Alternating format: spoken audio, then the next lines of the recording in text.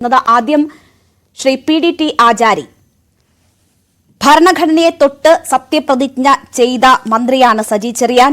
ആ സജി ചെറിയാൻ ഭരണഘടനയെ അവഹേളിച്ചോ എന്നതിൽ തുടരന്വേഷണം വേണം എന്ന് കോടതി ഉത്തരവിട്ടിരിക്കുകയാണ്. ക്രൈംബ്രാഞ്ച് അന്വേഷിക്കണം എന്ന് കോടതി ഉത്തരവിട്ടിരിക്കുന്ന സാഹചര്യത്തിൽ സജി ചെറിയാൻ ഇനി മന്ത്രിസ്ഥാനത്ത് തുടരാൻ കഴിയുമോ? സജി ചെറിയാൻ മന്ത്രിസ്ഥാനത്ത് തുടരുക എന്ന് പറയുന്നത് അദ്ദേഹത്തിനെ കോടതി ശിക്ഷിച്ചു കഴിയുമ്പോൾ മാത്രമേ ആ ഒരു പ്രശ്നം വരുന്നുള്ളൂ. അല്ലെങ്കിൽ അദ്ദേഹത്തിന് രാജിവെക്കേണ്ടതായ ആവശ്യങ്ങൾ ഒന്നുമില്ല.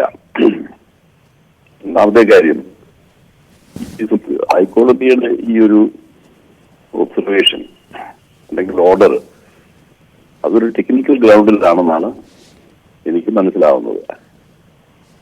ഇൻവെസ്റ്റിഗേഷൻ കംപ്ലീറ്റ് ആയിട്ടില്ല. അതിന്റെ പല തെളിവുകളും, അതായത് ഫോറൻസിക് ലാബിൽ നിന്നുള്ള റിപ്പോർട്ട് വന്നിട്ടില്ല.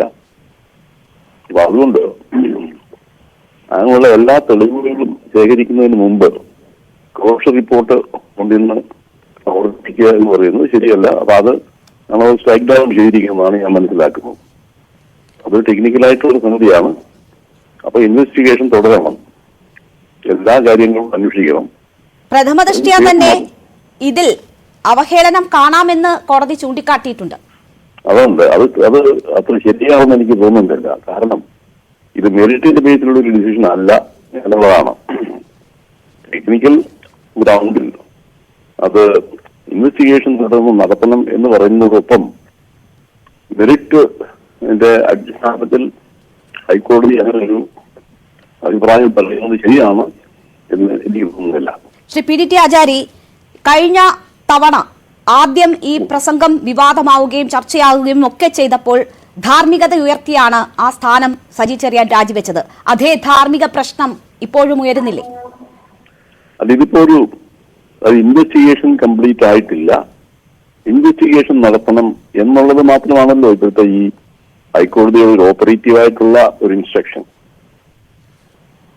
അപ്പൊ അതുകൊണ്ട് ആദ്യത്തെ ആ പറഞ്ഞ പ്രശ്നം അവിടെ ഉണ്ടാവുന്നു എന്ന് എനിക്ക് തോന്നുന്നില്ല. ഈ പോലീസ് റിപ്പോർട്ട്, ഇദ്ദേഹത്തിന് ക്ലീൻ ചിറ്റ് കിട്ടിയ പോലീസ് റിപ്പോർട്ട് സ്വീകാര്യമല്ല എന്ന് കോടതി പറഞ്ഞു കഴിഞ്ഞാൽ പിന്നെ അതിൽ കൂടുതൽ എന്തുണ്ട്? അല്ലാതെ പോലീസ് റിപ്പോർട്ട് എന്ന് പറയുന്നത് ഒരു ഇൻവെസ്റ്റിഗേഷൻ പ്രോസസിന്റെ ഭാഗമാണ്. അതിൽ നിന്ന് അവർക്ക് കിട്ടിയ ചില ഫൈൻഡിങ്സ് ആണ് അവർ കൊടുത്തിരിക്കുന്നത്. അതിനകത്തിപ്പോ സജി ചെറിയാൻ നേരിട്ട് അതിന് ബന്ധമില്ലല്ലോ. സജി ചെറിയാൻ മന്ത്രിയായിട്ട് തുടരുന്നു എന്നുള്ളത്, അല്ലെങ്കിൽ തുടരണോ വേണ്ടയോ എന്നൊക്കെ ഉള്ള പ്രശ്നം, അത് സാധാരണഗതിയിൽ ഒരു മന്ത്രി രാജിവെക്കേണ്ടി വരുന്നത് ഒരു കോടതി ശിക്ഷിക്കുമ്പോൾ ആണ് രാജിവെക്കുന്നത്. ഇതിപ്പോ അങ്ങനെ ഒരു സ്റ്റേജിലൊന്നും എത്തിയില്ലല്ലോ അത്. പക്ഷേ ശ്രീ PDT ആചാരി, ഭരണഘടനയെ തൊട്ട് സത്യപ്രതിജ്ഞ ചെയ്ത മന്ത്രി ആ ഭരണഘടനയെ അവഹേളിക്കുന്ന തരത്തിൽ സംസാരിച്ചു. അതിനുശേഷം അദ്ദേഹം തന്നെ അതിന്റെ ധാർമ്മിക പ്രശ്നം ഉയർത്തി രാജിവെക്കുന്ന സാഹചര്യമുണ്ടായി. പക്ഷേ ആ ക്ലീൻ ചിറ്റിനിടയാക്കിയ പോലീസ് റിപ്പോർട്ട് തട്ടിക്കൂട്ടിയ റിപ്പോർട്ടാണ്, അത് അംഗീകരിക്കില്ല എന്ന് കോടതി ചൂണ്ടിക്കാട്ടുന്നു. അദ്ദേഹം ഭരണഘടനയെ അവഹേളിച്ചത് പ്രഥമ ദൃഷ്ട്യാ വ്യക്തമാണ് എന്ന് കോടതി സൂചിപ്പിക്കുന്നു. ഇന്റഗ്രിറ്റി ഉള്ള ഒരു അന്വേഷണ ഉദ്യോഗസ്ഥൻ, ക്രൈംബ്രാഞ്ചിലെ, അത് വളരെ സ്പെസിഫിക് ആയി ഈ ഉത്തരവിൽ പറയുന്നുണ്ട്, ഇന്റഗ്രിറ്റി ഉള്ള ഉദ്യോഗസ്ഥനെ കൊണ്ട് അന്വേഷിപ്പിക്കണമെന്ന്.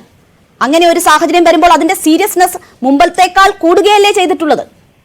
അതൊക്കെ ശരിയായിരിക്കാം. ഇന്റഗ്രിറ്റിയുള്ള ഉദ്യോഗസ്ഥനാണ് അന്വേഷിക്കേണ്ടതിനെ കുറിച്ച് സംശയമൊന്നും വേണ്ടല്ലോ. അത് കോടതി പറഞ്ഞത് വളരെ ശരിയാണ്. പക്ഷെ എന്റെ അഭിപ്രായത്തില് ഈ ഒരു സ്റ്റേജിൽ കോടതിക്ക് ആ ഒരു മെറിറ്റിലേക്ക് പോകേണ്ട കാര്യം ഇല്ലായിരുന്നു എന്നുള്ളതാണ്. കാരണം കോടതി ഇപ്പോഴും മെറിറ്റിൽ ഒരു ഒപ്പീനിയൻ പറഞ്ഞു കഴിഞ്ഞാൽ അത് ഹൈക്കോടതിയുടെ ഒപ്പീനിയനാണ്. ഇനി അത് ഫർദർ അതിന് ഇൻവെസ്റ്റിഗേഷൻ നടത്തേണ്ട ട്രയലിന്റെ ഒക്കെ കീഴ്ക്കോടതിയൊക്കെ അത് സ്വാധീനിക്കപ്പെടാൻ സാധ്യതയില്ലേ? അപ്പൊ അത് ശരിയല്ലല്ലോ. ഇപ്പോ ഈ ക്ലീൻ ചിറ്റ് കിട്ടിയ റിപ്പോർട്ട്, മജിസ്ട്രേറ്റ് കോടതിയുടെ ഉത്തരവ്, അത് രണ്ടും ഉയർന്ന കോടതി തള്ളിക്കളയുകയാണ്. നമുക്കറിയാം, മേൽക്കോടതികളുടെ ഓരോ വിധി വരുമ്പോൾ അതാണ് പിന്നെ ഏറ്റവും നിലവിൽ നിൽക്കുന്ന നിർദ്ദേശം, കോടതി നിർദ്ദേശം, ലോ ഓഫ് ലാൻഡ് എന്ന രീതിയിൽ നമ്മൾ അതിനെയാണ് ഫോളോ ചെയ്യുന്നത്. ആ ഒരു സാഹചര്യത്തിൽ ഇപ്പോൾ ക്രൈംബ്രാഞ്ച് കേസെടുത്ത് അന്വേഷണം നടത്തേണ്ടുന്ന വ്യക്തി മന്ത്രിസ്ഥാനത്ത് തുടരുമ്പോൾ ആ അന്വേഷണം അട്ടിമറിക്കപ്പെടാനുള്ള സാധ്യതയില്ലേ? മന്ത്രിസ്ഥാനം തുടരണോ വേണ്ടയോ എന്നുള്ളത് അത് ആ ഒരു കാര്യം തീരുമാനിക്കുന്നത് മുഖ്യമന്ത്രിയാണ്. അപ്പൊ അദ്ദേഹത്തിന് വിട്ടുകൊടുക്കുകയാണ് നല്ലത് ആ കാര്യങ്ങളൊക്കെ. കാരണം അതൊരു പൊളിറ്റിക്കൽ ഡിസിഷനാണ്. ഞാൻ ആദ്യം പറഞ്ഞതുപോലെ ഒരു കോടതി ഒരു ഇതിന്റെ വിളിച്ചൊരാളിനെ ശിക്ഷിച്ചു കഴിഞ്ഞാൽ certainly ആ ആളുകൾ പിന്നെ ആ ഒരു പൊസിഷനിൽ തുടരാൻ സാധ്യമല്ല. ഇതിപ്പോ ആ ഒരു സ്റ്റേജിലൊന്നും ഈ കേസ് എത്തിയിട്ടില്ല എന്നുള്ളതാണ്. ഇതിപ്പോ ഈ കോടതി ഉത്തരവോടുകൂടി സജി ചെറിയാൻ നടത്തിയത് വിമർശനമാണോ അവഹേളനമാണോ എന്നത് വീണ്ടും ചർച്ചയാവുകയാണല്ലോ. കോടതി തന്നെ പറയുന്നു പ്രഥമ ദൃഷ്ട്യാ ഇത് അവഹേളനമായി തന്നെ കാണണം എന്ന് കോടതി സൂചിപ്പിക്കുന്ന ഒരു സാഹചര്യമുണ്ട്. ഒരു മന്ത്രി ഭരണഘടനയെ സംരക്ഷിക്കേണ്ട വ്യക്തി ആ രീതിയിൽ ഭരണഘടനയെ വിമർശിക്കുകയല്ല അവഹേളിക്കുകയാണ് ചെയ്തിരിക്കുന്നത്.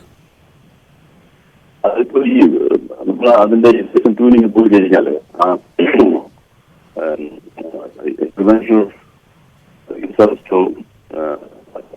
നാഷണൽ ഓണർ ആക്ട് എന്നൊക്കെ പറയുന്നത് അതിന്റെ രണ്ടാമത്തെ പോയാൽ അവിടെ പറയുന്ന അവിടെ ഉപയോഗിച്ചിരിക്കുന്ന വാക്ക് തന്നെ ഡിസപ്രോബേഷൻ ആണ്. ഡിസപ്രോബേഷൻ എന്ന് പറയുന്നത് strong disapproval on moral grounds എന്നുള്ളതാണ്. അപ്പൊ ഡിസപ്രോബേഷൻ ഡിസ്റെസ്പെക്ട് അല്ല എന്ന് ആ ഒരു സെക്ഷനിൽ തന്നെ പറയുന്നുണ്ട്. മനസ്സിലായില്ലേ? അപ്പൊ അത് ശരിക്കും അത് കോടതി അപ്പോൾ കോടതിക്ക് അധികാരമുണ്ട്. അപ്പൊ ആ ഒരു സ്റ്റേജ് വരുമ്പോൾ കോടതി തീർച്ചയായിട്ടും അത് പ്രോപ്പർലി ഇംപ്ലിമെന്റ് ചെയ്യുമെന്ന് എന്റെ വിശ്വാസം. ശരി, വളരെ നന്ദി ശ്രീ PDT ആചാര്യ. ഈ അവസരത്തിൽ ഞങ്ങളോട് സഹകരിച്ചതിന് മറ്റ് അതിഥികളിലേക്ക് കൂടി പോവുകയാണ്.